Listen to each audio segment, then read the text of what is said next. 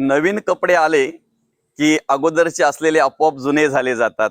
माणसं सुद्धा नवीन मिळाली की अगोदरची माणसं आपोआप जुनी झाली जातात. घरामध्ये जशी जशी वेगवेगळ्या प्रकारची उपकरणं आली ना, तसे तसे जुन्या अनेक वस्तू आडगळीला पडलेल्या पाहायला मिळतात.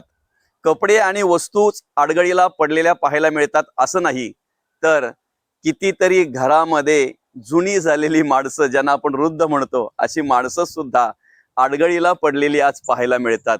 कारण जग हे सारे दिल्या घेतल्याचे, प्रत्येक जण फक्त आपल्या स्वार्थाचा विचार करत असतो. समोरच्या माणसासाठी तुम्ही नवीन आहात की जुने आहात हे तुमच्यावर नाही, समोरच्या माणसाच्या विचारांवर अवलंबून आहे.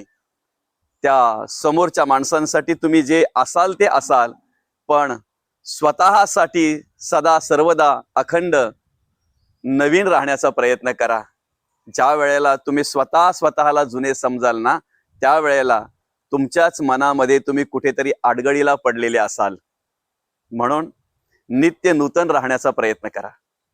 रामकृष्ण हरी.